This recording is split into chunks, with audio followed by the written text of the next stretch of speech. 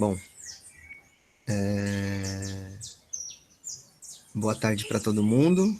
Essa é a quarta e última aula do mini curso de análise de dados governamentais com o R. Eu me chamo Bruno, sou cientista de dados e, enfim, nesses últimos 3 dias nós vimos uma série de coisas relacionadas a, bom, conhecemos o R, o RStudio, mais profundamente.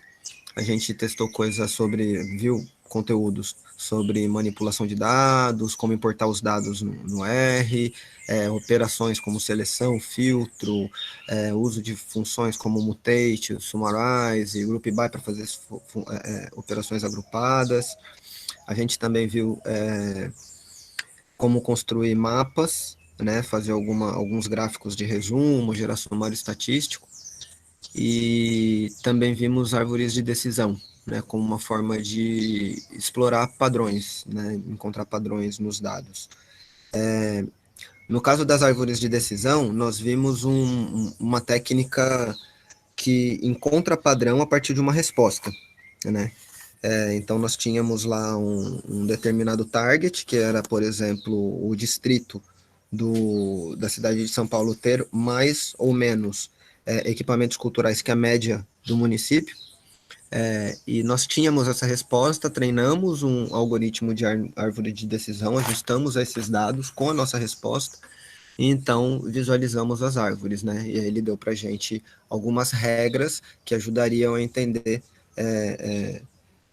como que as variáveis interagiam no processo de decisão para determinar se o município tinha ou não, né, de acordo com as variáveis que estávamos olhando, que diziam respeito à presença de população negra e renda.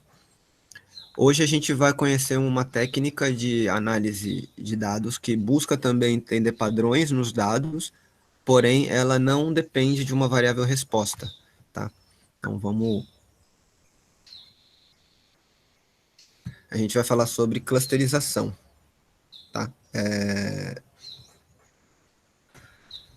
Clusterização é um tipo de algoritmo, um tipo de modelo muito utilizado em análise de dados, e a característica principal dele é ser um modelo não supervisionado. Não supervisionado diz respeito a essa característica de não demandar uma variável target, né, uma variável resposta. Então, ao invés de buscar um padrão a partir de uma resposta, o que um algoritmo de clusterização vai fazer é buscar interpretar nas próprias variáveis que a gente está indicando, quais são as similaridades que existem entre essas variáveis e entre as observações, os valores de cada observação em relação a essas variáveis, né? A gente vai particularmente olhar para um algoritmo específico chamado K-means, e para chegar até lá, a gente também vai falar um pouquinho hoje sobre padronização, ou normalização de dados, e sobre análise de componentes principais, que também é uma outra forma da gente entender esses padrões. Tá? Então, esse gráfico que a gente está vendo aí, logo de cara, ele é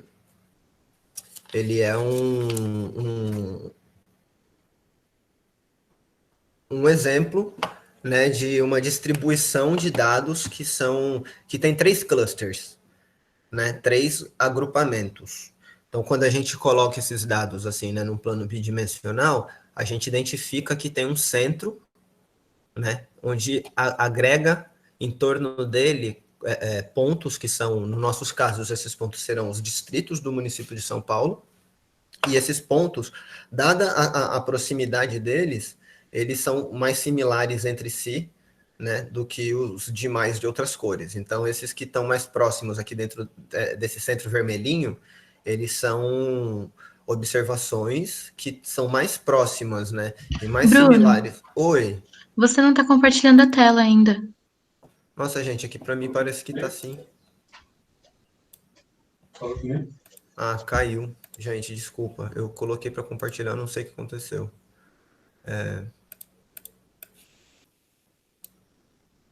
Obrigado por avisar.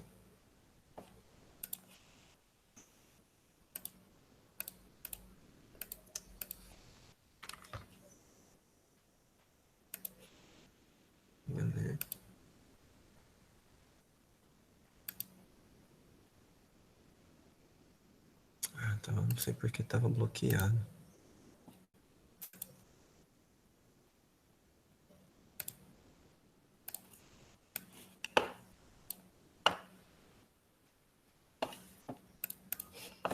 Agora vocês estão vendo?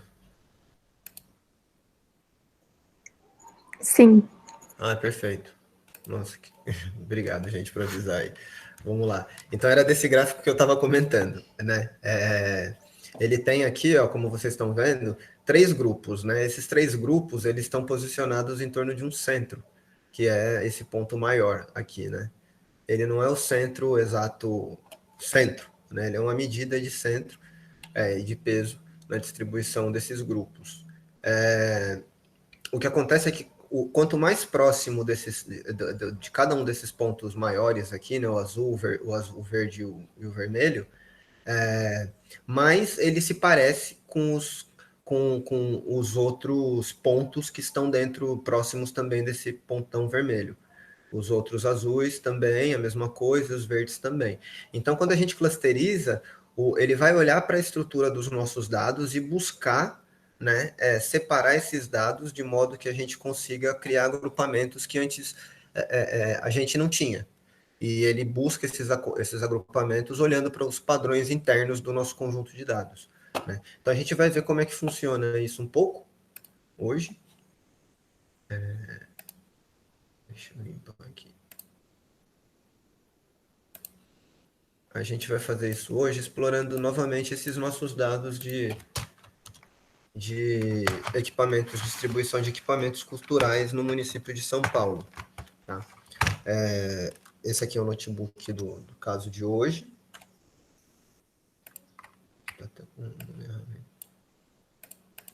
Né? E é o notebook que a gente está vendo aqui. Eu vou rodar para a gente ver. A primeira coisa vai ser, a gente usa para esse caso aqui, 2 outras bibliotecas que não vimos hoje, até então no curso, né? Uma é essa Facto Extra e a outra é a biblioteca Cluster. A Cluster, ela geralmente já vem instalada junto com o R, então, com R, né? Então, na hora que você abre o RStudio, ela já está fácil de usar. Agora, a Facto Extra não, então precisa instalar, por isso que está aqui, como um extra, tá? Então, eu vou aqui carregar as bibliotecas, a Facto Extra já está instalado aqui no ambiente, e vou carregar, como fizemos, né, várias vezes, esse dados aqui, o shape, né, do nossos distritos de São Paulo com as variáveis de cultura e renda e tal. Então, carreguei ele no meu objeto DF, e aí eu vou fazer, da mesma forma que a outra vez, algumas operações iniciais. Vou criar algumas variáveis. Né? Eu só adicionei isso aqui.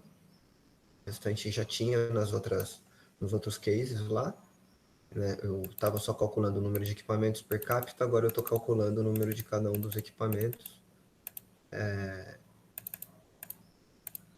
E depois eu vou e faço algumas reposições, né? Porque como eu tinha explicado, quando eu estou lidando com dados que são estou fazendo operações de divisão, né, a divisão por zero ela resulta em um valor esquisito lá, né, o inf, ou vai ficar como NA, dependendo do caso.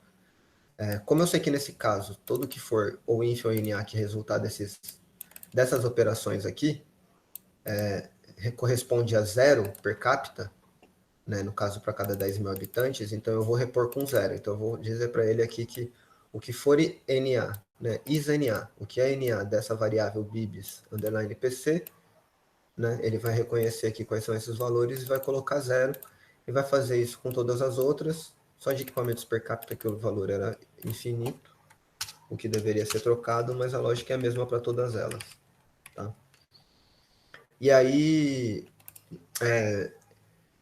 uma forma da gente pensar, né, o que a gente quer colocar para um algoritmo, passar para um algoritmo de clusterização, poder criar e analisar, criar os nossos clusters, né, analisando a estrutura dos nossos dados, as variáveis que a gente passa são importantes, né? Eu devo evitar, de modo geral, variáveis muito correlacionadas entre si, eu devo passar variáveis que eu tenho que saber o que eu quero agrupar, né? Eu quero chegar num agrupamento que me diga o quê, né? Por exemplo, no mercado, o pessoal vai usar isso muito, por exemplo, para fazer segmentação de clientes, para fins de desenvolver estratégias de vendas, por exemplo, né? Estratégias de publicidade.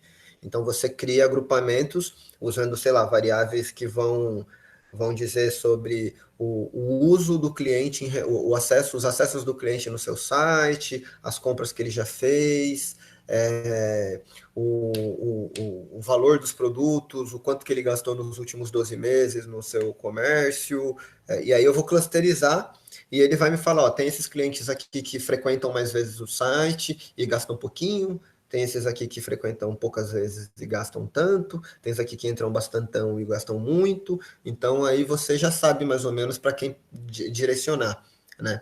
A gente pode pensar nisso uma aplicação possível no campo da gestão pública, por exemplo, seria olharmos para os indicadores de desempenho escolar, por exemplo, né, e clusterizarmos as escolas a partir de informações relacionadas ao desempenho dos seus estudantes, a salário dos professores, a renda per capita do município, ao orçamento da educação no município, etc, etc e tal, o quanto que a escola recebeu, né, de dinheiro direto na escola, desse plano, enfim, uma série de variáveis, e a gente clusterizar para tentar ver se consegue encontrar agrupamentos de escolas, né, que nos indiquem possibilidades de ações diferentes e mais específicas para as necessidades daqueles grupos, que vão ter coisas em comum, né, a gente não sabe de ponto de partida quais são, mas eles terão coisas em comum, e a partir daí direcionações que são mais assertivas,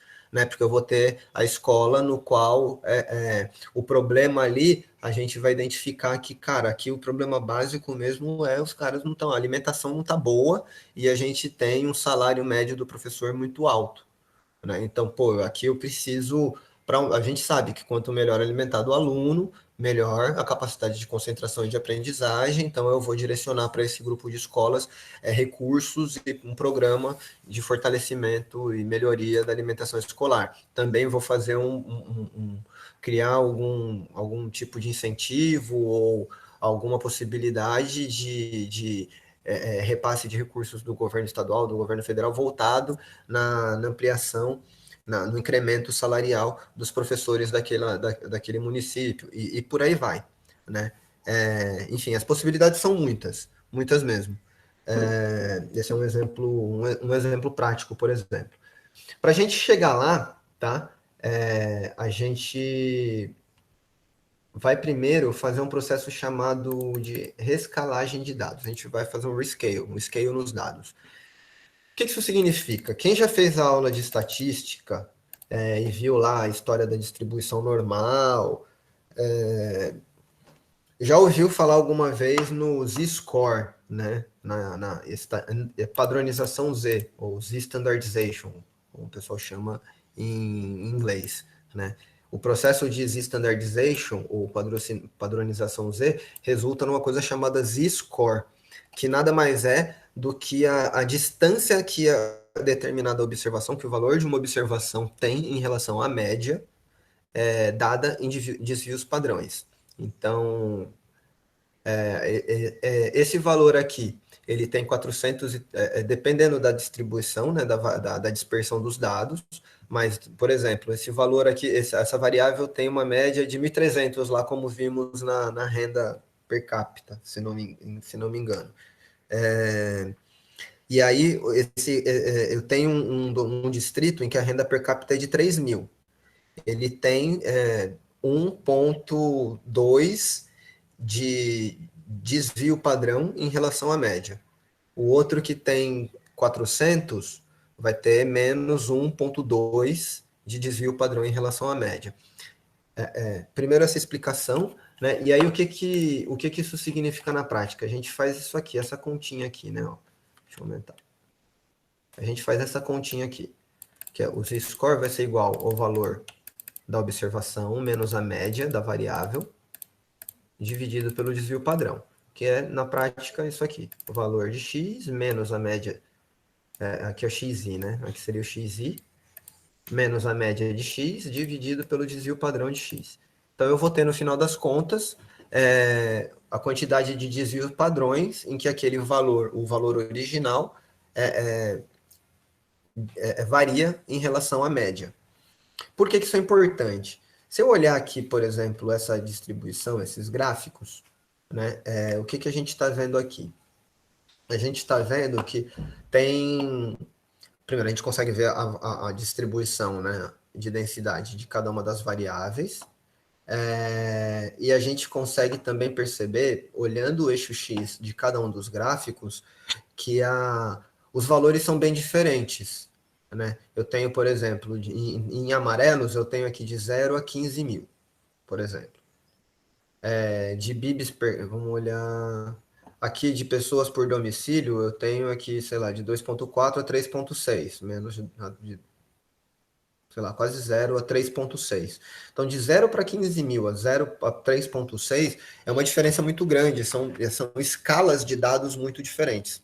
Né? Quando a gente vai fazer uma clusterização ou vai fazer uma análise de componentes principais, como faremos aqui também, reescalar os dados é importante porque ele diminui a variação entre os valores, né, das variáveis, e isso torna isso torna a análise final mais consistente. Não vou entrar também no porquê, nos detalhes matemáticos do porquê, mas a gente vai ver isso de forma visual. Aí, se eu faço aqui, né, o que a gente fez só para retomar, eu peguei o meu DF lá, que é o Cultura. Vou rodar aqui para ver. Né, eu peguei o meu DF Cultura aqui, que eu importei lá, é o nosso dataset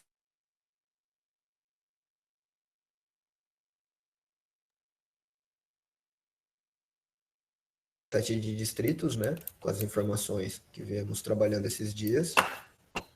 Eu vou selecionar algumas variáveis, aqui, né, ó, select, essas brancos, pretos, amarelos, pardos, indígenas, pessoas por domicílio, renda domiciliar e todas as underline PC, tá? Depois eu vou fazer um pivô. Então, primeiro eu tiro isso aqui. Vocês estão me ouvindo, gente? Sim. Beleza. Eu vou fazer eu vou primeiro selecionar... Ops, eu não criei essa variável. Eu não cliquei aqui. Beleza. Não tinha rodado a criação das variáveis. Eu vou selecionar todas as suas variáveis aqui que estão listadas, mais todas as que contêm underline PC no nome. Então, no final das contas, é esse resultado aqui. Né? Até aqui tudo bem, né? Essa parte do select e tal, né? Vocês olhando assim, eu falando, mostrando, vocês conseguem entender o que está acontecendo. Show, Lucas. Legal. Depois eu vou fazer o pivô, né? Que é transformar esses dados que estão em formato wide para um formato TIDE, né? Um formato longo, que é isso aqui. Né? Então, para cada linha, eu vou ter uma correspondência de nome e valor. Nome é o nome da variável, valor é o valor dela naquele último resultado, né? Nesse resultado aqui. Então, feito isso, eu vou plotar aqui o gráfico, veio no eixo X, vou colorir por name e vou plotar a densidade. Tá? Vou fazer um facet dela e vou gerar aquele gráfico lá que estávamos vendo. Então, aqui tem essa questão dos valores, né, muito diferentes. Agora eu vou fazer a mesma coisa, só que eu vou escalar os dados. Tá? Então, primeiro eu vou criar esse objeto X, e no R, para fazer a escalagem, né, a padronização Z, é tão simples quanto usar essa função scale. Tá? simplesmente isso. Eu tenho aqui aquele mesmo resultado, né? Essa parte que eu estava tirando aqui, é a mesma coisa que está ali. E aí eu jogo esse scale na sequência, e eu vou ter uma matriz, né? Pode ver que os valores todos ficam bem diferentes, numa escala mais próxima de zero, porque quando eu faço a escalagem, a padronização Z, isso faltou falar, ele vai fazer a diferença em relação à média, travando a média em zero. Então ele normaliza, né? A média é como se a média fosse zero, e eu estou vendo de zero para 1, 2, 3 desvios padrões, qual que é a distância da minha observação em relação à média, né? Então eu vou criar e aí por fim eu vou usar aqui data frame de novo, porque eu quero que esse resultado final ele ficou como uma matriz, eu quero que ele fique como um data frame, né? Assim, então eu vou guardar o X aqui. E vou dizer que eu quero que os nomes das linhas sejam... Então o resultado final é esse aqui, ó. Tem os nomes das linhas, agora ao invés de 1, 2, 3, e as variáveis. Agora eu vou plotar novamente aquele gráfico e vou mostrar como que mudou a escala. Pode ver que as distribuições, elas não mudam, basicamente, elas são iguais, né? Se eu olho esse resultado, essas distribuições aqui, a forma delas, né? É basicamente a mesma dessas aqui. Só que, agora o meu eixo X, pode ver como ele está, ó. A média vai ser normalizada em zero, né? E aí eu vou ter as observações posicionadas por z-score e não pelo valor original delas, tá? Então aí a variância fica muito menor e eu tenho todas elas numa mesma escala.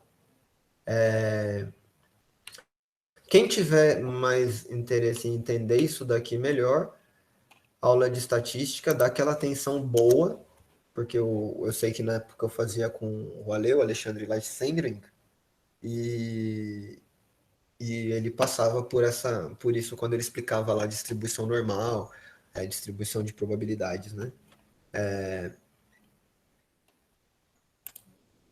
Então até aqui tudo bem? Aqui nada mais foi do que reescalar os dados, tá? Beleza. Então agora a gente, só para mostrar, né? Fica mais fácil de ver aqui a diferença, ó. Aqui o meu valor era 4.000, meu valor mínimo de brancos era 4.045, aqui 163.858 no máximo. Quando eu reescalo, vira menos 2,01 e 2,78, tá? Mas a distribuição é igual, né? Onde a densidade, a distribuição de densidade é a mesma, né? Só reescalei. E aí a gente vai então fazer primeiro a análise de componentes principais, tá? Essa análise de componentes principais, ou principal componente analysis, né? Que ela faz para a gente, né? Ela vai pegar, quando eu estou trabalhando com, se eu der aqui um assim, né? DIN X, são os meus dados lá escalados. Eu estou vendo que eu tenho 96 linhas e 13 observações, e 13 variáveis. Cada uma dessas variáveis corresponde a uma dimensão, né? Por isso que quando eu ploto um gráfico assim, se eu plotar, por exemplo,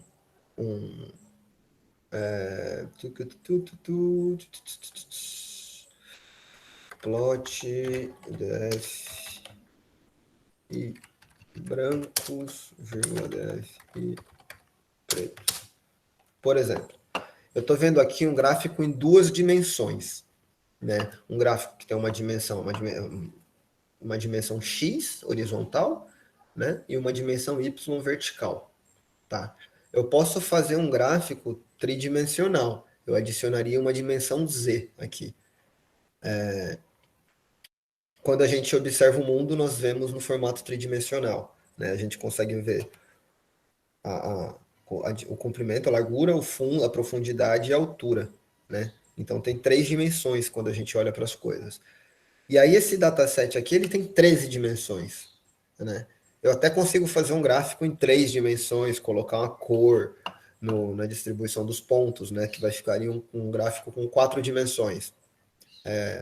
Meter um facet, aí ficariam com 5 dimensões.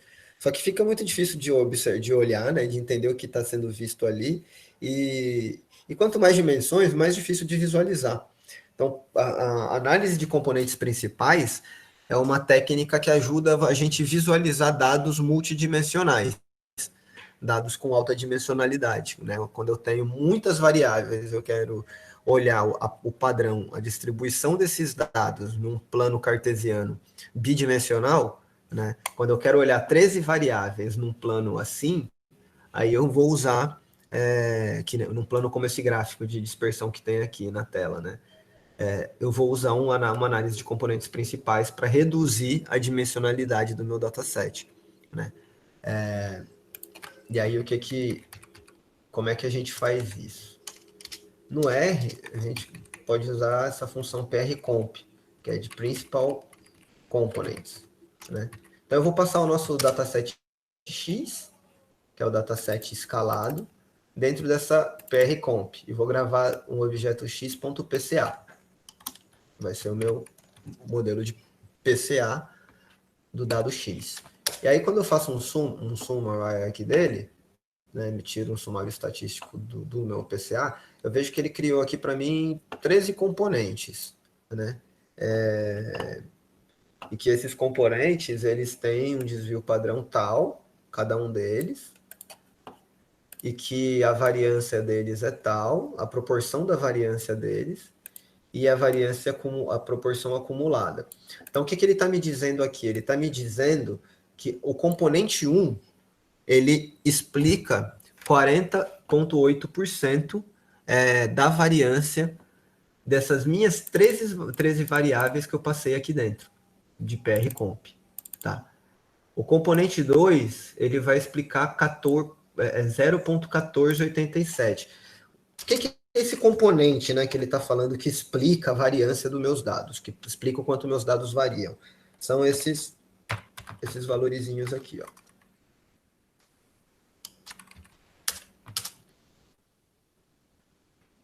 Cada um desses valores, né, pode ver que ele é diferente. Deixa eu rodar aqui só para a gente ver uma coisa. Eles são diferentes. Red X. Eles são diferentes desses valores aqui, que são dos dados que eu passei dentro dos componentes principais. Esses valores aqui são os loadings dos componentes, etc. Não vou entrar nesses nomes, que eu acho que é uma complicação. A gente vai usar isso aqui num critério mais visual mesmo, para poder pegar o feeling, né, por trás a intuição por trás desse algoritmo. Então, quando ele está falando para mim que o componente 1, o PC1, explica 40% da variação das minhas 13 variáveis que estavam aqui, né? Ele tá dizendo que em uma única variável eu estou explicando 40% agora dos meus dados. Com duas, eu explico 55,66. Digamos, a gente geralmente vai usar, por exemplo, eu usaria até aqui, ó, o componente 8, onde a gente passa a explicar 95% dos dados. Então, eu reduziria de 13, posso ser menos criterioso, usar até o 6, assim também já estaria razoável. Ficar quase 90%. Eu reduziria de 13 para 8 variáveis, e já é uma redução de 5 dimensões nos meus dados, né? E aí eu posso analisar esses PCAs e entender a correlação das variáveis que eu passei para criar nesse espaço reprojetado, que é um espaço no qual eu tinha de 13 dimensões, né, 13 variáveis. Agora eu vou considerar só o componente 1 e 2, né? E eu estou considerando, eu tô vendo que o componente 1 e 2 explicam 55% dessa minha... Com essas duas dimensões, eu estou explicando 55% da variação de todas as variáveis naquelas 13, de todos os valores naquelas 13 variáveis. É complicado, mas a gente vai ver e vai ficar mais claro. Então eu vou usar agora para essa lib aqui, esse pacote ggbiplot, para plotar um biplot, né, que é uma forma de visualização do PCA.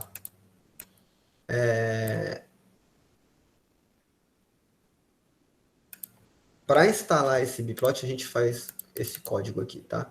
Usa essa biblioteca remotes, a gente instala ele direto do GitHub, de um repositório lá. Ele instala para a gente, como já está instalado, está marcado, e eu carrego ela aqui. Então, ela funciona como ggplot, né? Então, eu vou adicionar um tema aqui só para deixar mais bonitinho. Eu vou plotar para a gente ver. Né? Talvez esteja pequeno aqui, mas o que ele está dizendo? Eu vou explicar aqui. Ele está me dizendo assim, ó.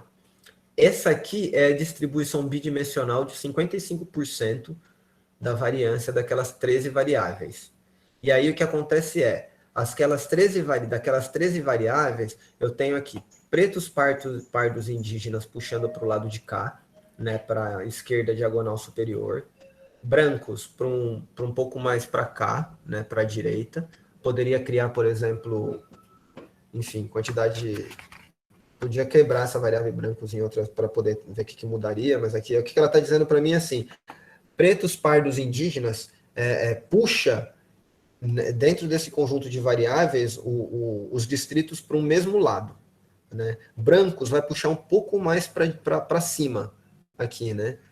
Quando eu tenho o número de espaços culturais e amarelos, eles também puxam para o mesmo lado. Então, provavelmente, quando a gente está falando de espaços culturais variados, distritos onde a gente tem comunidades orientais, japonesas e tal, tem registros um registro maior de espaços culturais do que outros distritos, com população, onde você tem população amarela em menor quantidade. Teatro, e aí é interessante, teatro ele puxa de lado diametralmente oposto do número total de equipamentos e de bibliotecas per capita.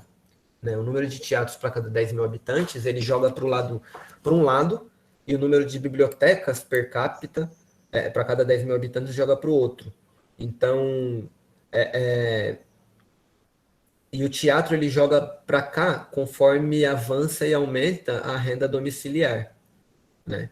Então a renda domiciliar e o teatro a presença de salas de teatro e cinema estão bem correlacionadas, eles puxam para o mesmo lado e quanto mais teatro, quanto mais renda, né, menor vai ser o número de bibliotecas per capita, porque está associado a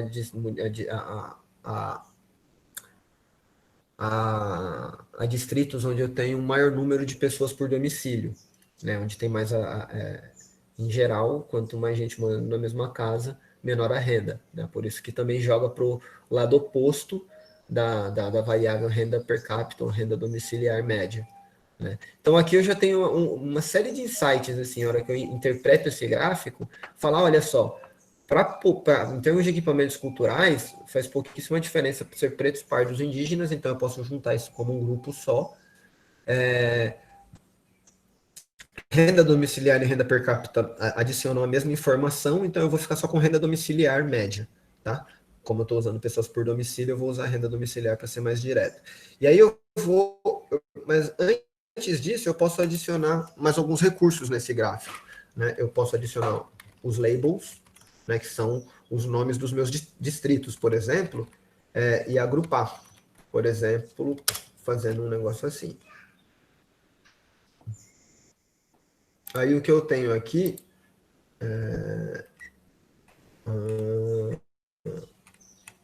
eu esqueci de criar uma variável aqui, gente. Deixa eu só fazer isso.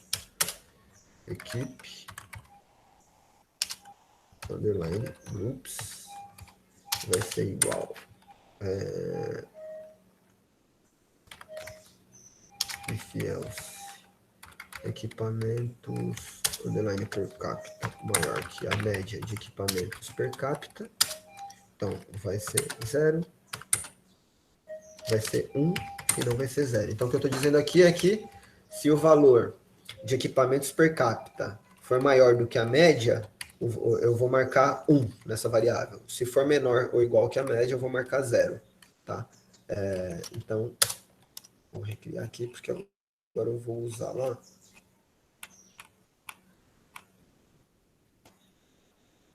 Deixa eu só colocar uma coisa aqui. Eu quero que essa variável fique em formato fator. Beleza. Retomemos aqui.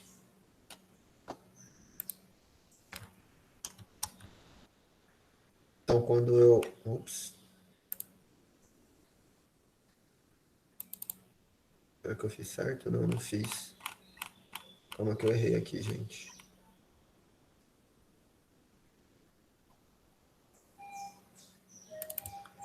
Vou fazer uma continha rápida. Às vezes acontece, né? Live coding é isso. Equipamentos, underline PC. Não, equipes, underline groups. Deixa eu verificar a frequência aqui. Ficou tudo com 0, mas por quê?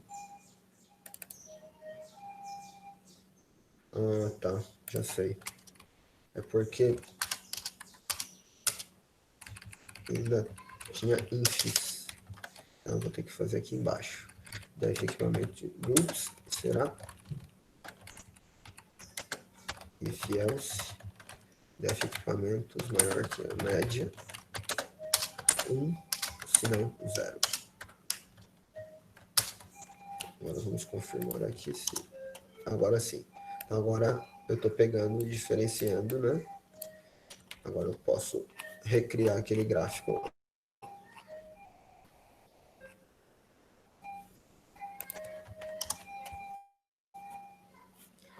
Isso. Então, o que a gente está vendo aqui, né? Que a gente tem dois... Só que ele não está direito ainda. Não, coisa. Eu estava criando como fator. Não, eu não dei como fator, né? É isso, por esse problema. Como ele estava como numérico, ele cria uma escala de cores como se fosse numérica aqui. Tá? Eu estava dizendo agora que eu quero que ele fique fator, para poder colorir como categórica, assim. Né?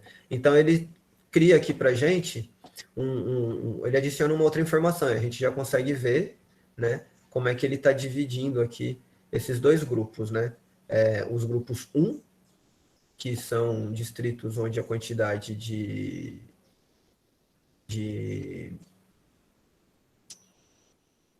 equipamentos, média de equipamentos no distrito, per capita no distrito é maior do que a média, e grupos onde é menor do que a média.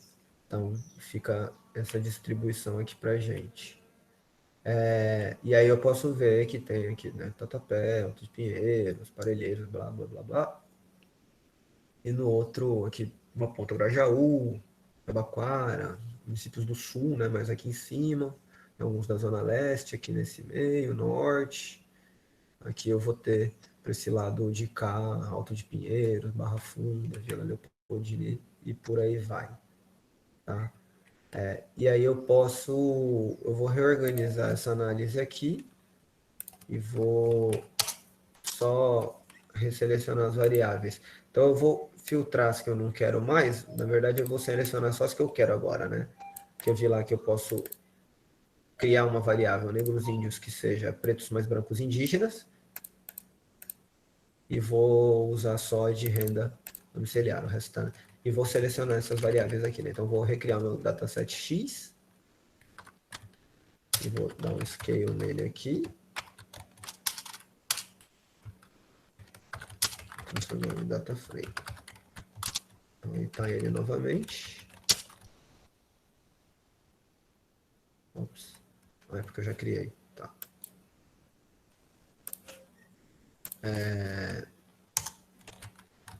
E aí eu vou recriar e vou replotar. E aí, se eu quiser só recriar novamente uma análise de componentes principais e criar o gráfico, na verdade, eu reolhando para trás, é só isso aqui. Aqui, dado que eu tenho meus dados que estão escalados, eu passo ele dentro dessa função prcomp, criando, né, esse x.pca, e aí eu jogo dentro do ggplot esse x.pca com esses parâmetros aqui. né? E aí eu recrio novamente esses gráficos. Agora ele limpou um pouco o número de variáveis, né? Eu não tenho variáveis puxando para exatamente o mesmo lugar. Eu tenho aqui amarelos e esse underline PC, mas não tem problema. Porque são informações diferentes. E aí eu posso também ver aqui quanto que agora está sendo explicado, né, dos meus dados. Então, componente 1 ficou um pouco menos explicativo agora. Mas eu tirei um tanto da correlação que existia, da multicolinearidade. E aí, dado que eu já olhei aqui, já entendi um tanto, né, de uma variável, por exemplo, que para mim era importante, né, que é o distrito tem mais ou menos que a média, e como que ele quebrou, né, municípios vão ter menos, vão ficar para a direita aqui, que tem mais, vão ficar para a esquerda.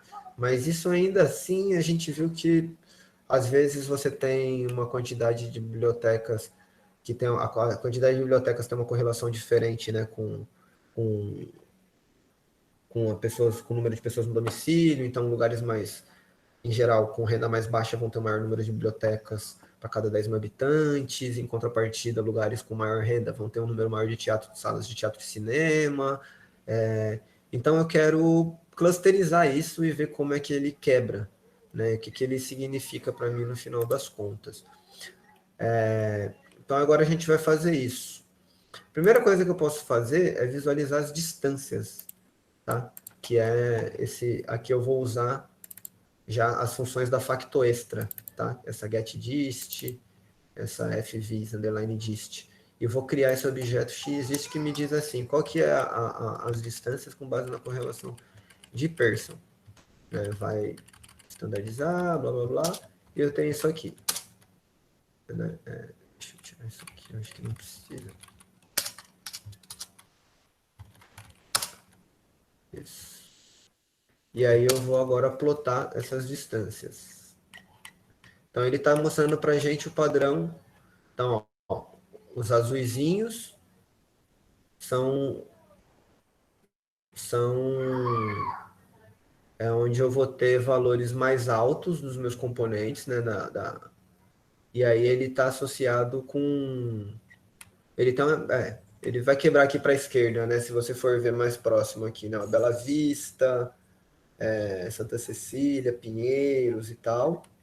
E aí valores mais baixos vão estar relacionados a Vila Curuçá, Cidade de Tiradentes, São Miguel, Perus, Lajeado, né? Então ele fez uma quebra aqui, né? Eu conhecendo tanto a cidade, para mim, olha, tem uma certa agregação aí, mas ao mesmo tempo, né, eu posso ver, sei lá, cidade líder aqui no meio, Vila Leopoldina também, mais ou menos, enfim.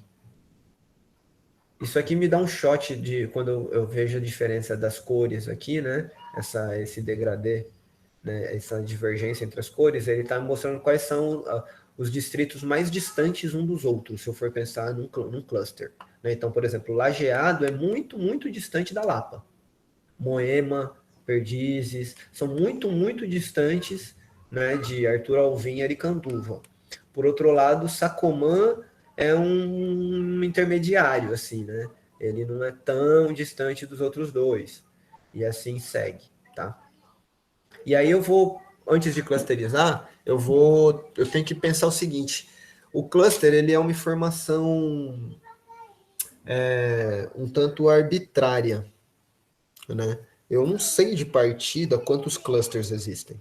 Né? E os algoritmos de clusterização, embora eles consigam identificar padrões, na maior parte deles você precisa dizer para eles: olha, cara, eu quero que você crie tantos grupos.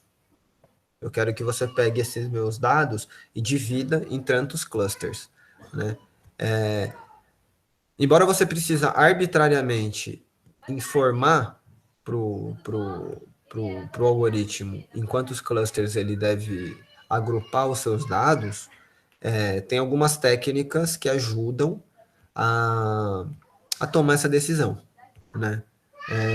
A gente vai ver aqui uma delas, que é esse método GapStat,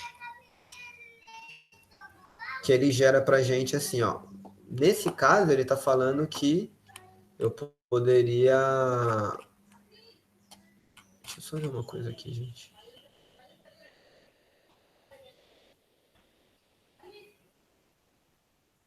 Tá, deixa assim mesmo. Ele está dizendo para mim assim, o número ideal de clusters é 8, né, com base nessa estatística GapStat. Se eu olhar aqui, ó, a documentação do FVIS NB Cluster, que é do pacote Factor Extra, a gente vai ver que ele tem outros métodos. Ele tem um método chamado Silhoueta e o outro WSS, que eu posso, por exemplo, ver aqui.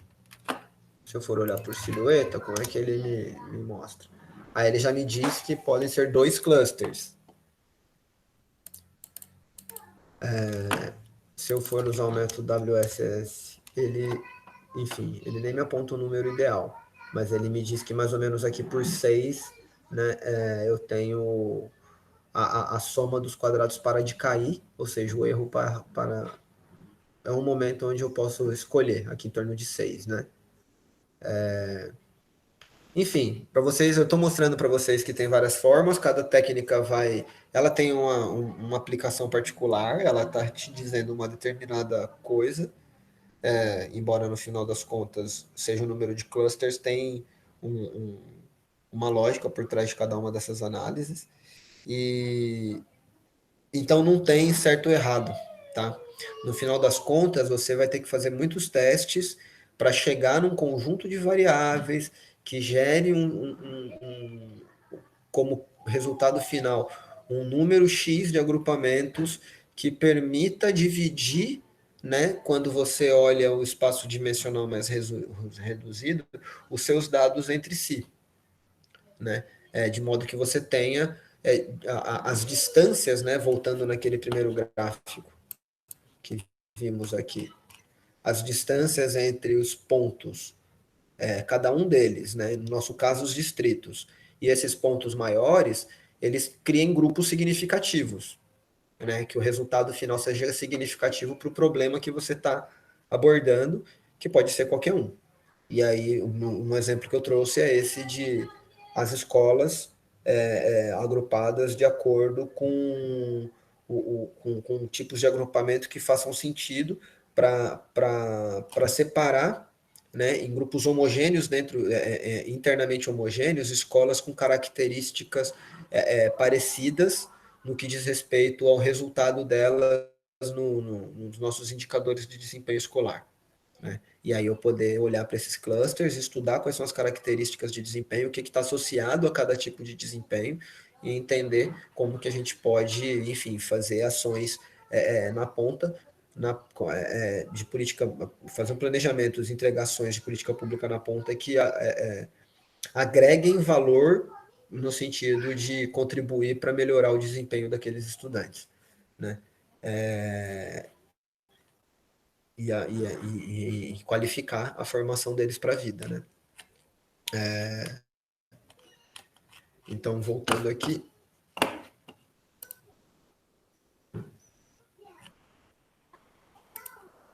Aqui tudo bem, gente? Eu sei que são coisas muito novas, mas assim, a ideia geral de para que serve a clusterização e de para que a gente pode usar essa análise de componentes principais. A ideia geral, assim, né? Eu tenho dados multidimensionais, muitas variáveis, e eu quero visualizar esses dados. Vou utilizar análise de componentes principais. E aí eu posso verificar, né, qual é o que é, para onde no espaço dimensional aqui cada variável está puxando meus dados, e colocar também alguns grupos e visualizar minhas observações. Essa ideia geral, né? Tudo bem até aqui?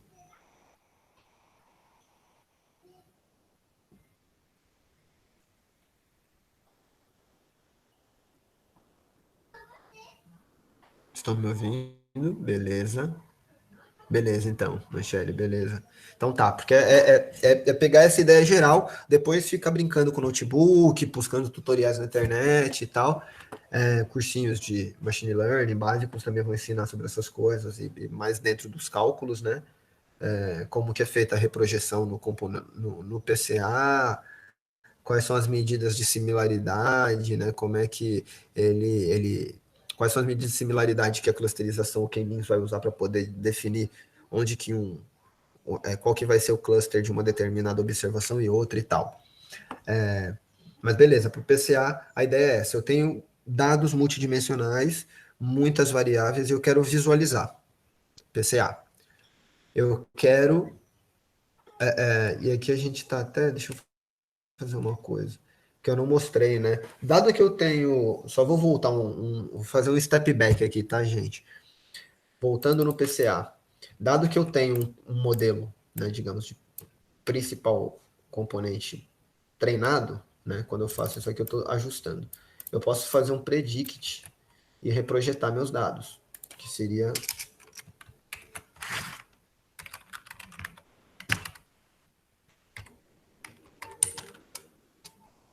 isso aqui, tá? Que é diferente disso aqui, né? Então, aqui os dados reprojetados. Eu poderia, por exemplo, fazer um xproj. Então, guardei aqui meus dados reprojetados. Vou dizer que eu quero que eles sejam um data frame. Isso. E poderia passar esses dados projetados aqui. Como eu vi, né, que ele tem... Deixa eu só rodar um negócio aqui, ó. Summary x.pca. Ele me diz que até o 7, eu já explico 97% da variância. Então, eu posso pegar esse x aqui e falar que eu quero assim. Eu só quero aqui usar as variáveis de 1 a 7.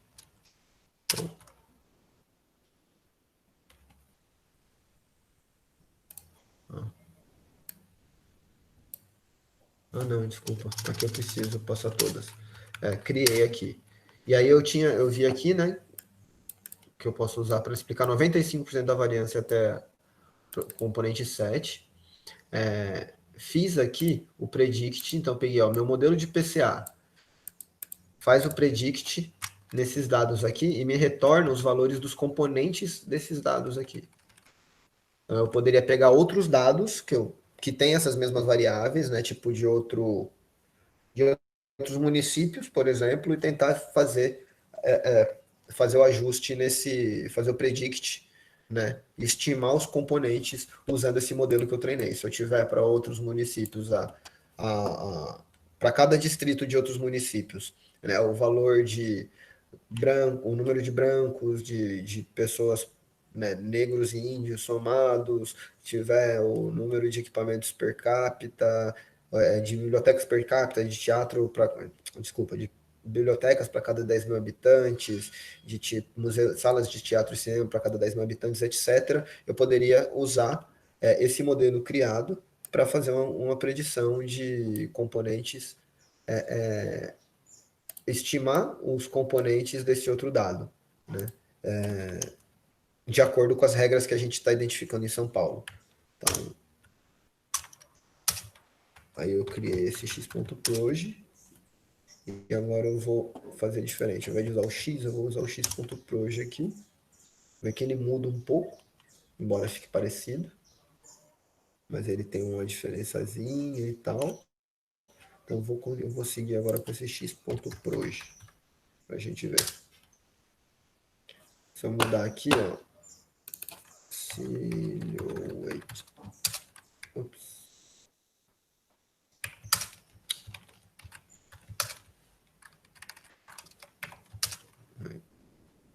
Então, o silhouette ele segue me dizendo para fazer com 2. E se eu usar o gap underline stat, não muda, segue me dizendo para usar com 8. Então agora eu vou plotar. Opa. Eu vou criar agora então. Dado que eu já vi que, bom, não está fácil decidir qual é o número de clusters, as formas variadas de olhar não estão convergindo, então eu vou tentar ser arbitrário e criar um com 3, vai. Nem 2, nem muitos. 3 grupos, né? Se eu criar, posso fazer um teste. Né? Se eu criar com 3, o que ele me diz aqui? Esse set.seed aqui, que vocês estão vendo, ele basicamente serve para que o experimento seja reproduzível. né? Então, toda aleatorização que ele fizer aqui dentro para poder criar esse k-means, quando eu digo aqui, usa um seed 1, 2, 3, ou poderia ser 12, 13, poderia ser, 17 não, 18, poderia ser, sei lá, 51, qualquer coisa. Vamos deixar aqui, 13. 13 não, 1, 2, 3, isso. E aí eu vou usar essa função k-means, né? Agora já saindo dos componentes principais e vindo para análise de clusterização, né? Lá para o PCA eu uso o prcomp para criar uma clusterização com esse algoritmo k-means, né? K de K, então o nome é meio isso, K, que é o número de clusters que eu vou criar, médias. Então ele vai buscar por um processo algorítmico interno, né? 3 grupos, e vai começar com n start igual a 25. Eu posso tirar para não confundir. Deixa só assim, eu posso fazer assim, tá? Eu quero usar o x.proje para seguir com isso. Para visualização, isso aqui já está feito, tá? Eu só não estou carregando, não aconteceu nada, mas ele tem um objeto aqui que, enfim, não é o intuito de explicar. Ué.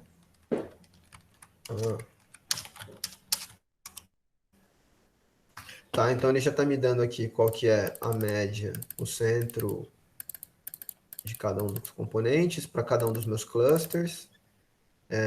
E me dá aqui também em qual cluster ele alocou cada um dos distritos. Então, Água Rasa vai para o 3, Alto de Pinheiros 1, Anhanguera 3, Aricanduva 3, e assim vai, tá? A gente vai agora olhar um pouco mais no detalhe esses resultados visualmente, tá? Eu posso usar para visualizar clusters essa biblioteca Factoextra, que a gente já vem usando ali, mas só retomando, né? Que a gente vai usar agora essa FVs underline clusters. Nós já tínhamos usado FVs NB cluster, que ajuda a gente a tomar decisão sobre number, né? Of clusters, NB de number. FVs, number clusters, a gente já tinha visto a FVs dist, né? Visualização da distância. A gente já tinha visto esse FVZEIG, que é de eigenvalues, que são os componentes, né, do análise de componentes principais. Enfim, a gente já vinha usando esse factor extra, tá? E aí também um disclaimer aqui, quando eu crio o cluster, eu estou usando esse k-means aqui, ó, essa função k-means, ela vem desse pacote que nós carregamos lá em cima, cluster. Não, era só para visualização interna. Tá, é do Stats. Então nem precisa se preocupar. É só colocar o k-means e passar os dados que você tiver e indicar o número de clusters, tá? Basicamente, depois vocês podem explorar mais coisas se quiser, mas isso aqui já vai fazer o processo de identificar para vocês alguns grupos nos seus dados.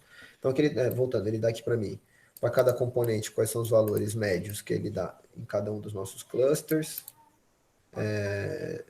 E aí ele dá para mim em qual cluster ele alocou cada um dos distritos. Então eu vou usar essa fvs underline clusters para ver o nosso objeto x.km e meus dados x.proj. E eu posso plotar, não vou olhar no x, assim fica muito... O que ele fez aqui? Ele criou esses 3 grupos, no teu cluster 1, 2 e 3.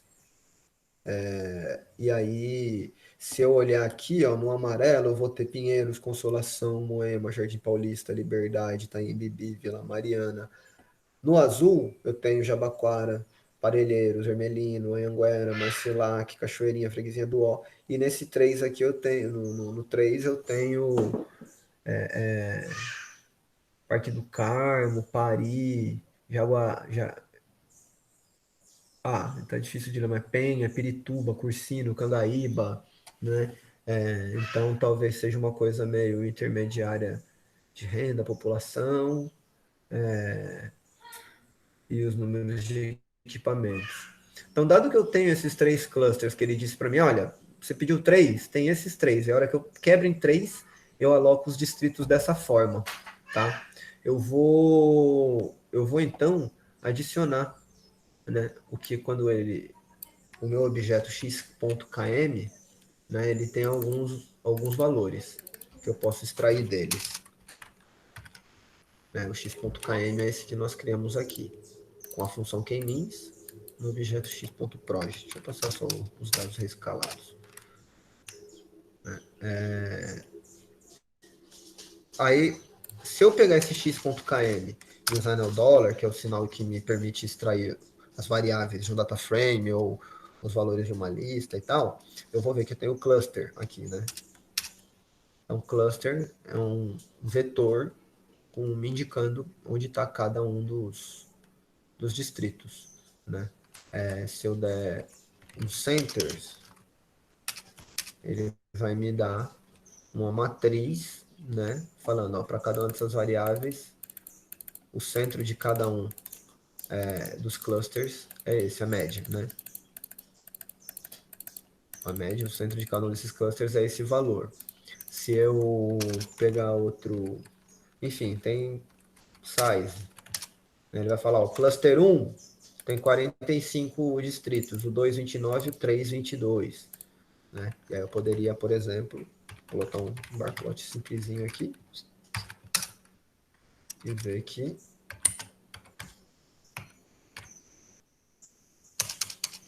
ele está sendo assim.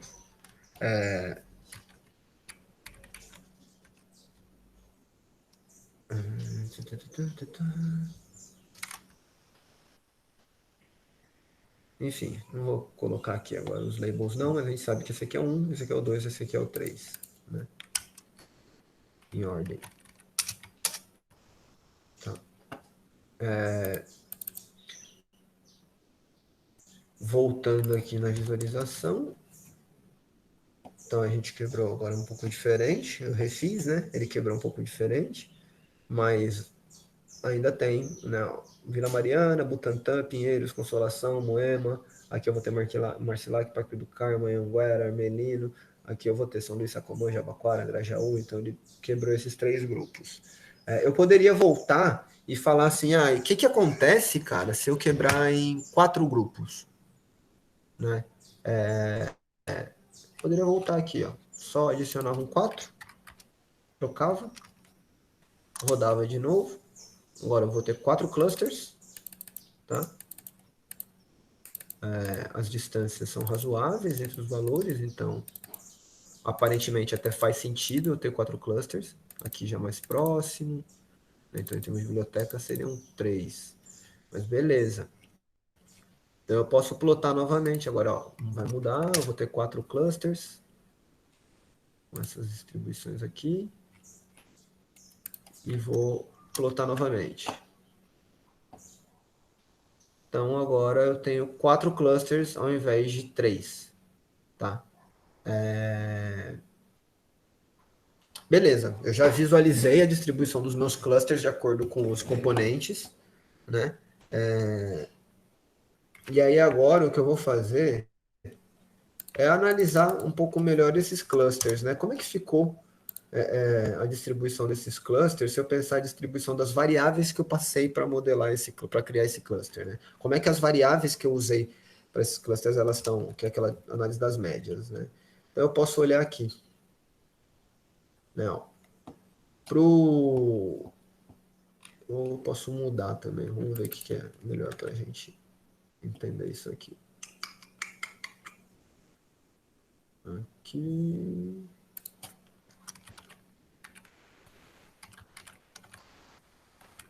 Não, só vou mudar essas coisinhas de lugar. Vou rodar. Mas não fica legal. A escala é muito diferente, né? Tem que ser daquele jeito mesmo. Ops. Então, beleza. Assim. Aqui o que eu estava fazendo era ver se eu mudando a variável que eu uso para fazer a facetagem, no caso é a name, né, depois do pivô. Lembrando, né, que ó, eu estou adicionando no meu dataset DF uma variável chamada cluster, e o resultado dessa variável é esse vetor, né? Então, se eu pegar aqui só para confirmar, names df, e se eu der aqui row names df, não, tem que ser o x, então eu vou dar isso aqui é df e nome underline distrito, só para confirmar a ordem, né? Quando, ó, Água Rasa, Alto de Pinheiros, Anhanguera, Água Rasa, Alto de Pinheiros, Anhanguera e por aí vai. Então, se eu adicionar simplesmente esse fator aqui, né? Vocês estão me escutando, pessoal? Estamos sim. Dá para escutar sim. Vocês me escutam, gente? Sim. Me dá uma piscada. Beleza. E aqui dá uma piscada. Show, gente. Obrigado. Quando eu tiro só esse, né, tem a mesma ordem, como eu ia dizendo, então se eu simplesmente adiciono, atribuo ele a uma variável, me adicionar, né, esse resultado aqui, vai dizer que, ó, 1, 2, e agora eu tenho esse valor aqui criado. Se eu der aqui um data frame, eu vou ver que lá no final agora eu tenho a variável cluster. Tá me dizendo então que o distrito, vamos ver aqui, select, underline distrito e cluster. Ops. Tá me dizendo que Água Rasa é distrito cluster 1, Alto de Pinheiros é o cluster 2, Anhanguera é 1 e por aí vai. Barra Funda 2, Bela Vista 2, Bom Retiro 4, Brás 4 e aí vai, tá? E aí a gente vai olhar para fazer algumas... Basicamente o que a gente vai fazer é aquela história, né, de agrupar, criar uma variável. Eu vou fazer um sumário para todas as variáveis que contém o NPC. Na verdade eu vou colocar aqui calls, são as variáveis que eu estava usando lá, né? Deixa eu ver o que dá aqui. Negros, índios, underline, present, exist. A gente cria. Só um segundo, tá me dizendo que tá faltando uma variável.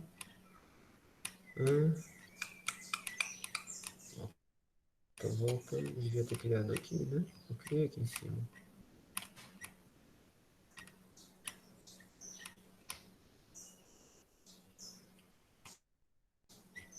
Tá, deixa eu olhar uma coisa. É aqui. Eu só queria... Deixa eu fazer uma coisa, então. Tá. Vou criar aqui. E aí eu vou fazer aqui. Tá, então que eu mudei aqui no meu fluxo, é o que eu crio agora no DF.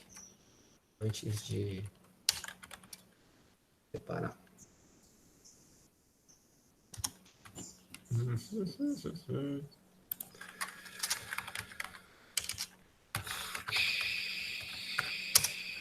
Tá.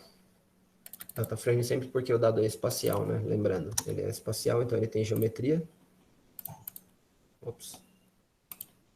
Ele tem geometria. Se eu for lá, a geometria tá aqui. Passei. Tá aqui. Então ele não preciso dar esse data frame para ele poder virar um objeto data frame apenas, né? Tirar a classe SF dele. Agora eu vou virar aqui pra gente. Deixa eu voltar aqui agora na parte onde estávamos. Estávamos aqui. Então, né? Vou readicionar isso aqui. E vou olhar aqui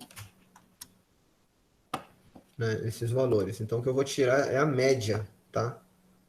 De todas essas variáveis que estão lá sendo passadas para clusterização.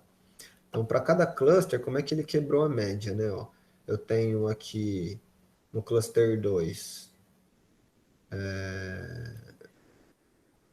ó, no cluster, vamos olhar aqui pessoas por domicílio, né? Eu tenho 3.3 aqui no cluster 1 e 3.04, por outro lado, 2.68 no 2.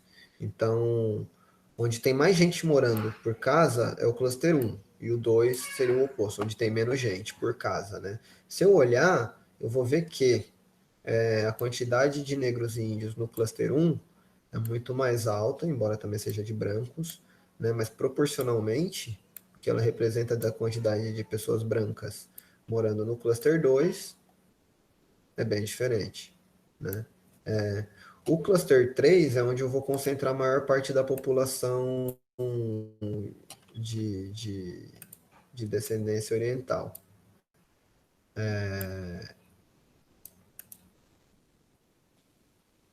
E aí, proporcionalmente, eu tenho aqui maior população negra e aqui maior população branca e amarela, tá? 1 e 4, maior população, proporcionalmente maior população negra, 2 e 3, maior população majoritariamente branca e amarela.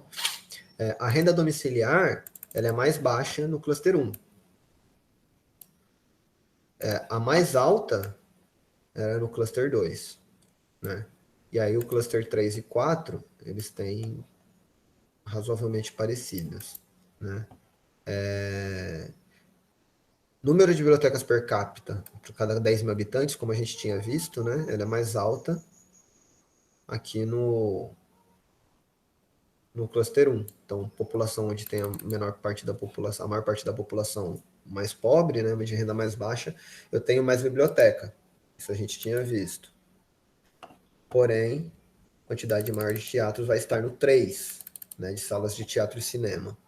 E por aí vai, né? Ó, lembra que a gente tinha visto lá que a população no nosso loadings lá, essa variável C, que é de espaços culturais, e o número de amarelos no distrito, eles caminhavam muito junto, né? Então, ó, aqui é 6 ponto, na verdade, 1, 2, 3, 4, 5, 0.60 alguma coisa, 6.5, e aqui eu vou ter, tá vendo? A maior parte da população amarela nesse território. Enfim, e aqui posso ter vários outros insights, né? Para dar sequência, o que a gente vai fazer é então criar esse gráfico aqui para a gente poder analisar. Então, ter aquela análise de forma visual, né? Ó, o 1 é o amarelo, onde eu mais vou ter. Eu posso fazer isso aqui em proporção, né? Mas tudo bem, deixa assim. O número de amarelos, onde eu mais vou ter amarelos, brancos, né? Eu vou ter também maior quantidade de teatro, de museus, etc. Né? Aí precisa depois, chegou nisso daqui, como eu disse, é uma análise que você precisa ir adentrando, né?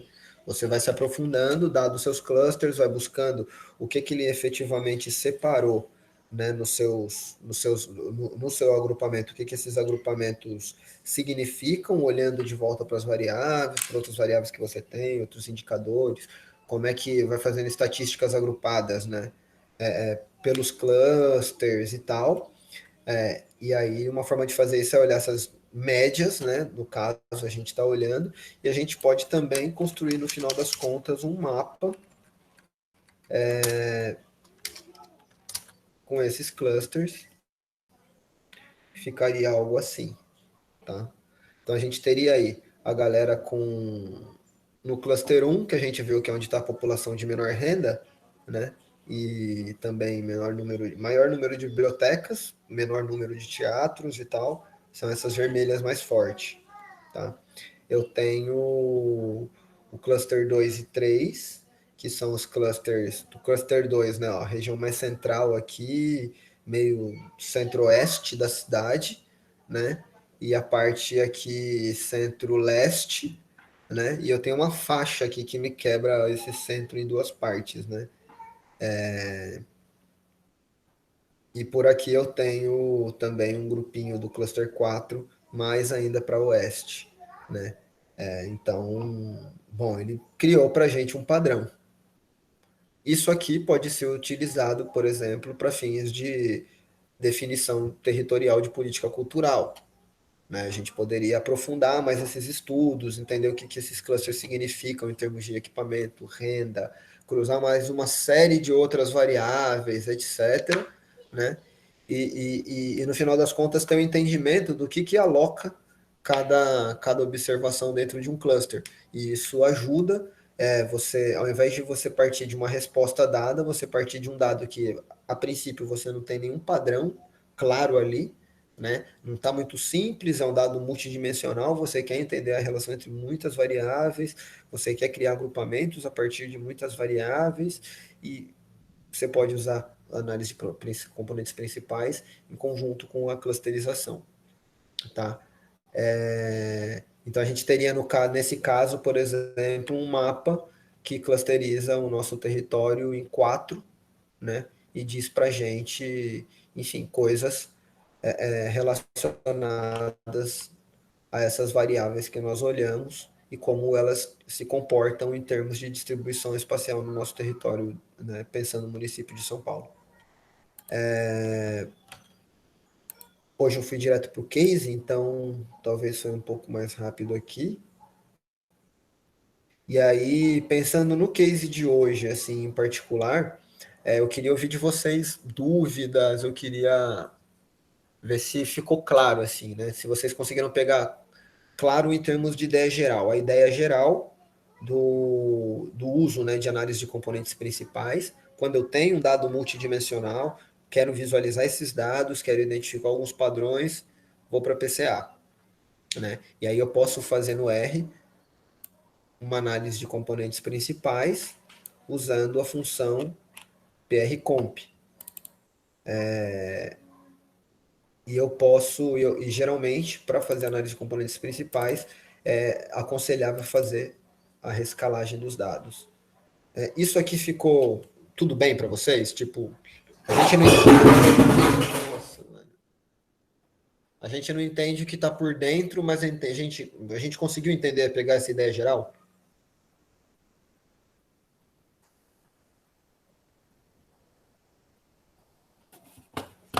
Beleza. Beleza. Show, Thiago. Show, Luísa. Legal. Legal, Pedro. É bastante coisa, mas achei super legal ver as possibilidades que existem. Isso, André. Show. Porque a ideia eu queria isso mesmo, assim, destacar as ideias que existem, o que é possível com a ferramenta, né? Exato. Assim, André, é legal quem tiver interesse buscar cursos, tá? Eu vou fazer um último post lá depois no nosso README lá, no repositório, adicionando dicas de cursos, assim, que vocês podem procurar, que são bem legais, muitos deles são gratuitos, tá? E aí o objetivo desse curso era meio que, assim, fazer uma introdução para que vocês tenham condições de fazer esses cursos introdutórios ainda, mas sem sofrer tanto que nem eu sofri lá no começo, sabe? Ter algumas dicas, ter alguns pitacos, assim, né? Alguns macetes, ter uma visão, né, de possibilidades de aplicação, coisas que quando eu comecei foi bem na rotizeira mesmo, né?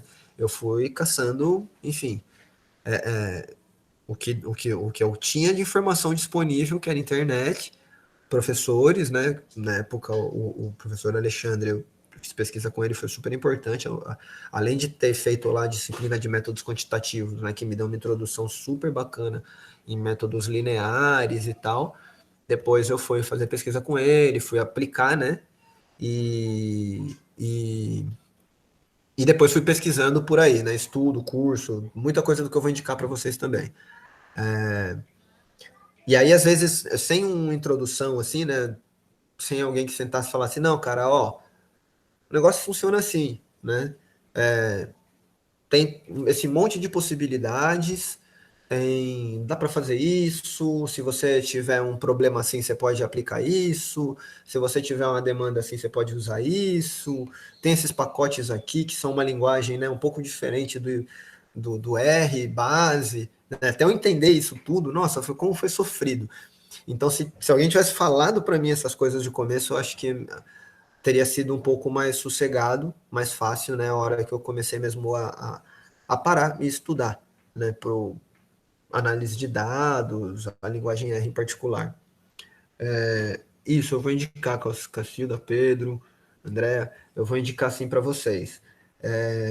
E foi como eu falei, eu vou dar foco assim, em cursos que vocês possam fazer gratuitamente. Tem alguns cursos que são do Coursera, por exemplo, tem cursos introdutórios no DataCamp, tem cursos introdutórios na Udacity, tem cursos que são, para quem quiser comprar, também às vezes é legal, na Udemy, tem uns cursinhos que eles vendem lá, tipo, sim, manda por e-mail, Cacilda, pode deixar. Tem alguns cursos que eles colocam lá, você entra, né, em determinado dia, tá tipo, R$ 430 o curso.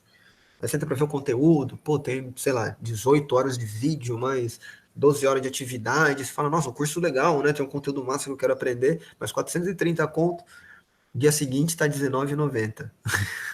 Sabe? Então, assim, é bem barato. E é curso que você tem uma estrutura bem organizada, né, de conteúdo, você pode. Né, Vinícius? Exato. Não, mas eu nunca compro quando tá caro assim, porque eu sei que isso vai acontecer, né? Mas é tipo, você entra lá e fala, nossa, 430 conto, que caro, é só esperar. Mas daqui uma semana tá 19 contão, 24 conto. Essa estratégia da Udemy é ótima, é isso mesmo.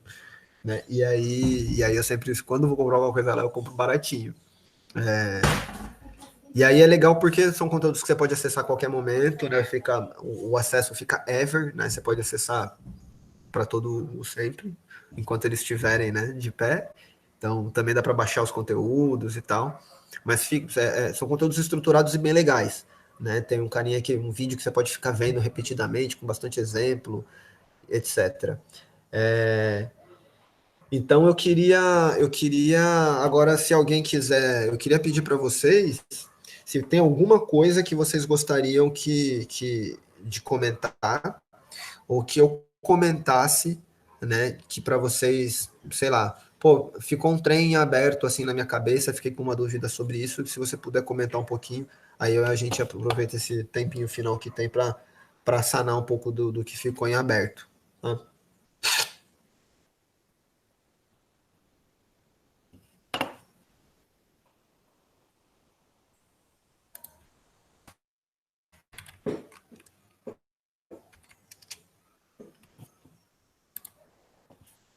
Hein?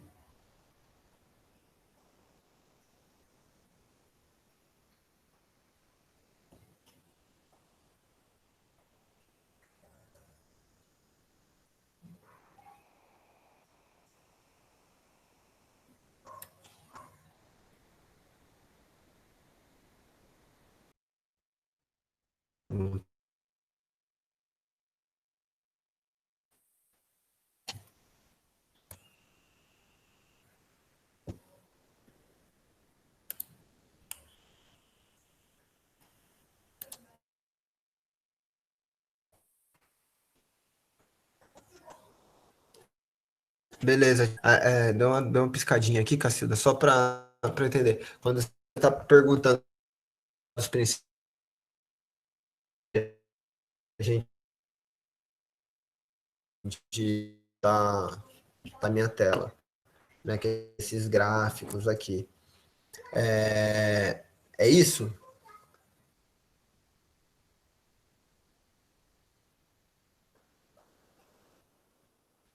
Isso, beleza. Eu que seleciono, no caso, as variáveis que eu quero colocar no gráfico, tá?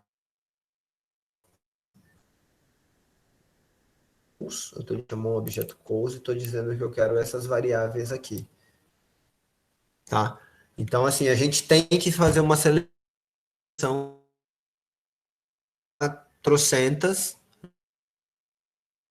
Mas, de modo geral, eu vou precisar fazer uma seleção prévia, tá? Não foi tópico, né, do nosso curso, bem rápido, evitar usar variáveis que são muito correlacionadas. Correlação ela indica que essas variáveis trazem informação. Ou eu posso também criar variáveis que eu não tenho, que são variáveis, por exemplo, de interação. Né? Quando eu estou criando lá número de bibliotecas para cada 10 mil habitantes, isso é uma variável de interação entre o número de pessoas no distrito e o número de bibliotecas no distrito. Né? Então eu crio uma terceira variável que é uma interação entre essas duas. E aí, no final das contas, eu fui usar essa interação. Né? Eu não usei o número de pessoas e o número de bibliotecas. Né? A gente pode brincar assim. Eu vou tentar criar variáveis que sejam informativas para o meu problema, né? Que ajudem a explicar o meu problema.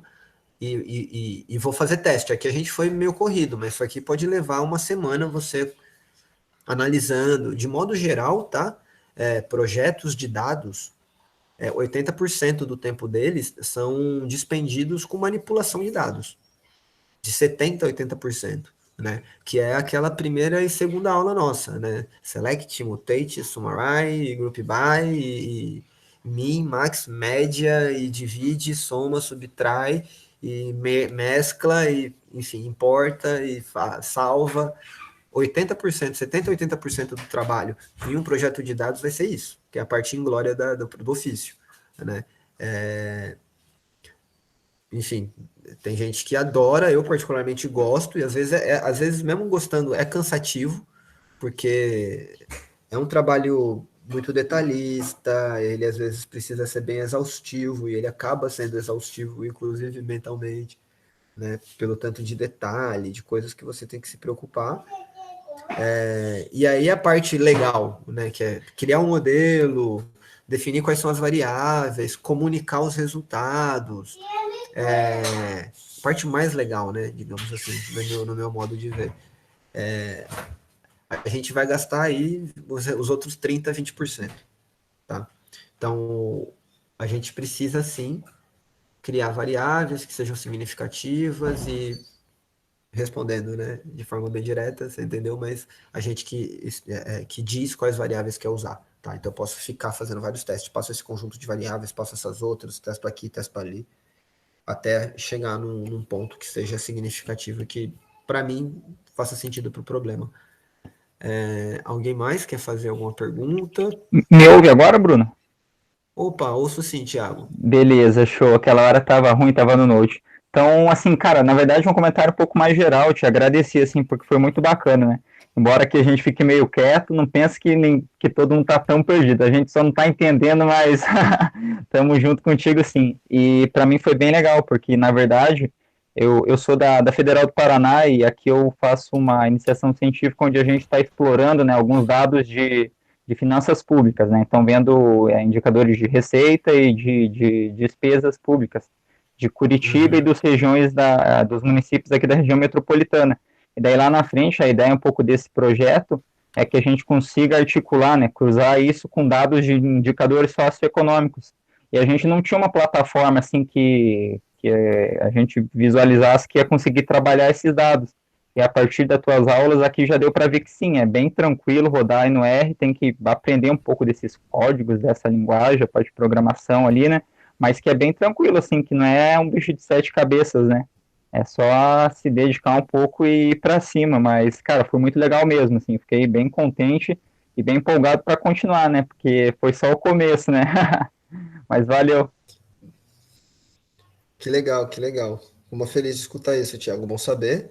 E meu canal de contato de comunicação tá aberto, cara. Se Que quiser, quando massa. precisar aí de, enfim, ideia, trocar, tô com dúvida, quero, pô, tem uma sugestão aí de como a gente abordar esse problema, Aham. pode escrever aí, tô à disposição, Que cara, de massa, e vou verdade. mesmo. Por favor, por favor.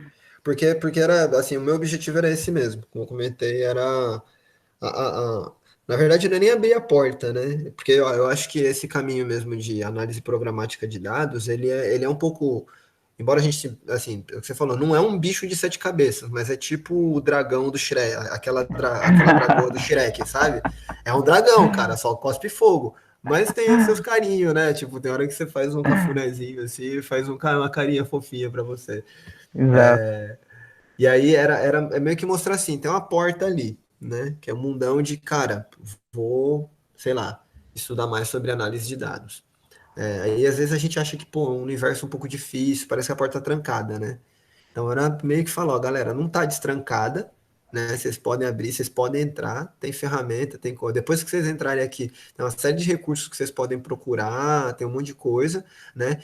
E aí, depois que vocês entrarem, né? O objetivo disso aqui é que vocês não se sentissem tão perdidos para os passos iniciais, mas efetivamente é um caminho de cada um, né? É. É um caminho de cada um mesmo. Se curtiu, legal, Luísa, show de bola. É assim, quem curtiu, quem acha, gosta disso daqui, de pegar dado, de ficar manipulando, de mexer com o computador, programar, né? De ficar, enfim, explorando um pouco mais esse universo. Quem sente um feeling com isso, cara, eu super indico. E, inclusive, é uma área que tem muita, muita, muita demanda no campo, tá? Aí pensando profissionalmente mesmo, né? Para pesquisa é mão na massa, assim, né? Tipo, é um beijinho no ombro, assim, professores adoram, assim, se falar para o professor, cara, tô manjando de R, quero fazer uma IC, só rola bolsa, sabe? Tipo, vai rolar uma bolsinha porque os caras também gostam de trabalhar com quem tem um skill um pouco diferente, assim, né? Em termos de análise de dados. E profissionalmente falando, né, o campo de públicas ele tem uma demanda assim represada, gigantesca, gigantesca, tá? Em termos de uso de dados, né? Que era aquele contexto da primeira aula, né? O Estado é esse monstrão produtor de dados que tem a obrigação de disponibilizar e de usar, né? Para produzir valor público, para produzir, para agregar valor público para a população, para a sociedade. Então, tanto no que diz respeito à geração de capacidades analíticas no Estado, né, fortalecimento de outras capacidades tecnológicas, tem uma questão também que é o desenvolvimento de políticas mesmo, né, de data literacy para a população, de fomento ao mercado de trabalho. Cara, assim, é um tema extremamente transversal, open government, participação política, controle social, enfim, é um negócio que você pode tanto usar, né, para atividades mais aplicadas, né, sei lá, para fazer uma pesquisa sobre finanças públicas, que nem o Thiagão está fazendo, ou para fazer um estudo, exatamente, Vinícius, informação é poder, cara. E quem sabe usar, porque é isso, né, a informação é poder. Então a gente pensa assim, quem tem informação tem poder, e quem produz a informação, né? Porque quem manipula dados, o que faz é transformar informação, né? Gerar dados, gerar insight a partir desse dado, gerar informação. Então, cara, se tem informação é poder, produzir informação, então, né? É mais roots ainda. Então, como eu falava, né? Tanto para atividades mais aplicadas, né? Como para regulações e regulamentações de políticas que são necessárias, tem toda uma agenda, né, aberta aí uma agenda super abrangente de governo aberto, dados abertos, inovação, participação, fortalecimento da participação social, né, nesse contexto de, enfim, em que a gente vive, sobretudo, fortalecer o Estado nessa dimensão, né, que é a capacidade analítica e a regulamentação apropriada para o Estado poder se desenvolver como um usuário dos seus próprios dados, né, e ao mesmo tempo o Estado agir para democratizar, né, o acesso a análise de dados, né? Análise estatística, o conhecimento que o dado do Estado guarda lá, né? Então, fortalecer a capacidade da sociedade de utilizar aquilo que ele tem e que é poder, né? Que é muito dado, muita informação. Então, era isso. Se ninguém tiver mais nada para colocar, se alguém tiver, por favor. Ah, Cacilda, dou sim. A Irie, pode deixar que eu dou sim. Legal, legal, muito massa. Tá. Então, assim, eu da minha parte agradeço bastante para vocês. Temos 25 guerreiros aí que chegaram até o final. Acreditem, eu imaginei que fosse chegar menos. É, o nível de existência geralmente é grande nesses cursos e tal, por mais que a gente tente uma didática, enfim, melhor que seja, e ainda mais com essa dificuldade, né, de interação que a gente tem nesses tiros rápidos, assim, pela internet, e de prática, né? Parabéns para vocês que chegaram até aqui. Eu continuo à disposição para a gente conversar, tá? Para finalizar, eu vou mandar aí no último e-mail para vocês, atualizando lá o repositório, com essas dicas de cursos para vocês fazerem. E meus contatos seguem abertos para quem quiser. E valeu demais, gente. Muito legal esses dias aqui trocando essa ideia com vocês. Ô, Bruno, Pode falar, Digão. em primeiro lugar, eu quero reforçar, falar dos colegas, agradecer. Você tem muita didática, muita paciência no seu trato aí dos conteúdos. O R não é um sistema fácil, né? Eu cheguei a ver em alguma coisa em metodologia, no curso que eu estou fazendo de pós-graduação em turismo, e a nossa turma passou um grande sufoco. Porque o professor já contava que a gente já sabia essas coisas básicas que você passou para a gente, e a gente não sabia. E foi bem, assim, complicado de acompanhar. Então, eu te agradeço que esse trabalho que você está desenvolvendo, que ele possa ter uma continuidade, né? Que mais pessoas possam oferecer cursos como esses. E eu queria lhe pedir um favor. Seria possível você disponibilizar o link para a gente dessas aulas? Porque acho Claro. bacana a gente ter também, ter não só pela aquela a lista que você deu, né, dos passos, a gente consegue acompanhar, mas às vezes o vídeo ele ilustra melhor, faz com que a gente consiga melhorar, assim, né, entender melhor a ideia. Eu, pelo Ah, menos, me muito legal. comprometo de não Aí, passar para ninguém, não. É só para eu ter mesmo e rever alguns pontos em caso de dúvida. entendi, Diego. Não, mas não tem problema nenhum. Inclusive, isso é com o pessoal do CA, né? Do Centro Acadêmico de GPP. Eu entendi que eles disponibilizarão esses vídeos no canal do CA no YouTube. Então vai ficar público, vai ficar acessível para quem quiser. Tá? E aí é uma combinação legal mesmo. Ah, boa, Larissa, isso mesmo, né? Não falei besteira. Show. Então, até legal porque dá para pegar os vídeos, dá para pegar os materiais lá no GitHub, baixar os notebooks e ir reescutando quem tiver paciência, né? e explorando os materiais, tá? Mas vai estar disponível sim. A preocupação do pessoal do CA era desde o princípio gerar um conteúdo que, enfim, pudesse ser acessível pela sociedade. Ah, que legal, já estão disponíveis as três. Show de bola. Muito bom. Bom, era isso, pessoal. Tudo bem? Obrigadíssimo. Um prazer aí estar com vocês esses dias.